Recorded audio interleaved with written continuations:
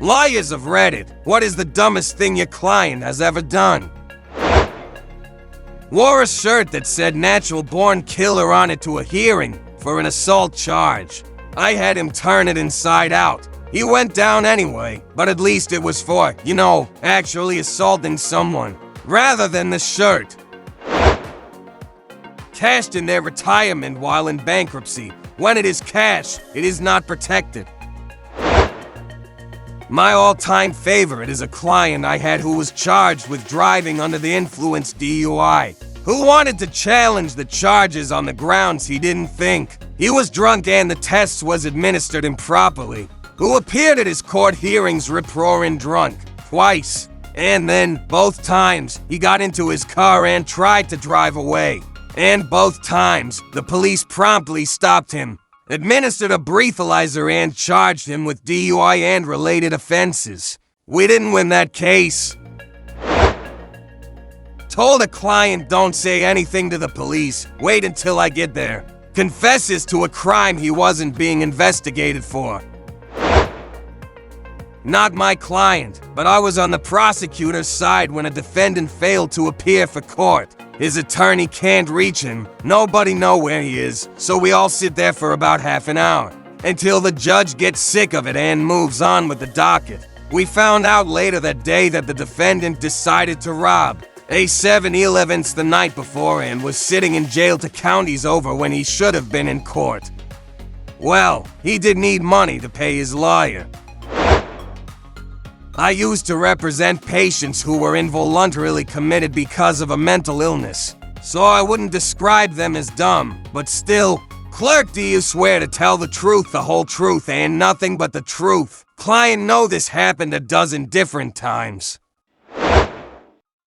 Had a client show up to a child custody hearing high on methamphetamine. When she arrived, she began screaming at the judge and demanding that her no-good meth-head baby daddy be drug tested. I took her in the hallway and told her that if the judge ordered a drug test for the dad, he would have to order one for her. End of argument.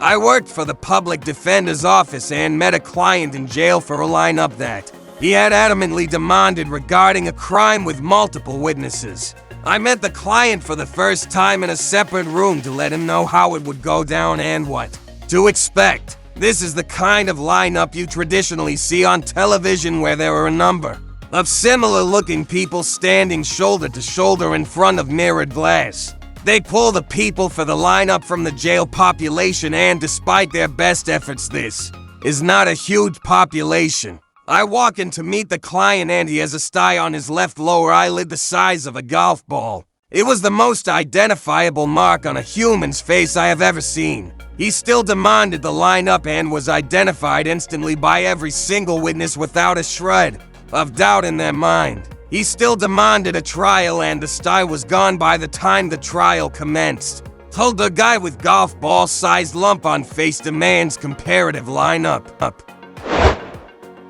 I had one of these defendant rob his friends at gunpoint in their home wearing a Halloween mask. He had shown them the day before and wearing a short-sleeved shirt that displayed his distinctive sleeve of tattoos. Face bomb.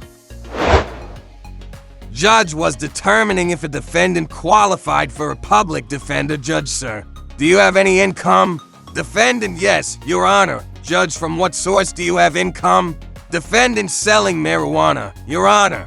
Edit, this happened in Illinois, and the defendant was not under oath.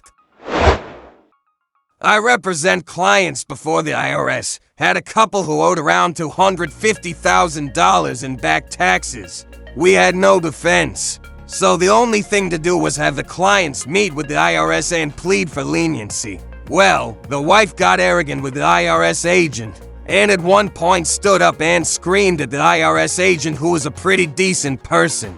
Making a very middle-class wage, you'll take away my Mercedes over my dead body. Then she stormed out of the conference room. Needless to say, she lost the Mercedes. So they killed her and took the Mercedes. Ha ha. No, but she probably wished she was dead after they were done with her. Not a lawyer, but this happened in court. My dad was suing a customer for non-payment. The judge ruled in his favor for the whole $15,000. The guy he was suing got up to leave, but walked over to my dad and said, "If you think you are going to see a dime of that money, you are a moron. I will kill you first." He then walked away. For a second, my dad was worried the guy would get away with the threat, but he didn't worry much because the guy had said it loud enough for the bailiff and the judge to hear. He did not make it out of the courtroom. My dad was a lawyer in the Navy. One of his first big cases was defending a guy accused of falling asleep at his post during Vietnam. My dad was all psyched, delivering what he thought was well-prepared defense to the judge. The judge interrupted him, telling him to turn around and wake up his client. A client in a pie case claiming damage to their lower back posted pictures of themselves to their Facebook page riding jet skis and horses. The defense subpoenaed the client's Facebook page. Now that is a job that gets easier thanks to social media. The girl who stole my sister's iPod uploaded pictures of herself using said stolen iPod to a very public Facebook profile page with iPhoto Uploader. To make a long story short, my sister got her iPod back. Attorney Servant Toffer says, "This is Jen from Judge Grumpy Face's office. Your client, who I see is charged with harassing phone calls, left us 87 messages over the weekend. The judge would like a word with you." You see, Your Honor, I couldn't be the one harassing my ex because I spend my weekend harassing you. Let's not jump to any conclusions until we've discussed the contents of those calls, people. There's nothing harassing about "Hey, Your Honor." Just calling to see what your plans are this weekend. Some of the guys are going to Larry's. You're more than welcome. See ya. "Hey, Your Honor. Didn't hear back but wanted to give you the heads up that if you are going to Larry's tonight, you should park a block east of his place. No restrictions on that block. Oh, Your Honor, there is some major traffic on Maple Saint right now. Don't know if there was an accident or what, but steer clear of that, big guy. Hey, Your Honor, if you do happen to be headed to Larry's, could you pick up a bag of ice? On your way. Thanks, bro. Your Honor, I am absolutely crazy. I can't believe I forgot to give you Larry's address, 1955 Crescent. A lot of girls here, by the way.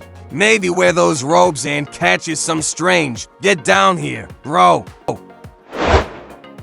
I had a brilliant gentleman on probation for narcotics trafficking and was not permitted to own, use, a cell phone. He went in for a drug test with his probation officer, and his cell rang in his pocket. The PO went to take the phone from his pocket and also pulled out a large baggie of that he brought to his drug test.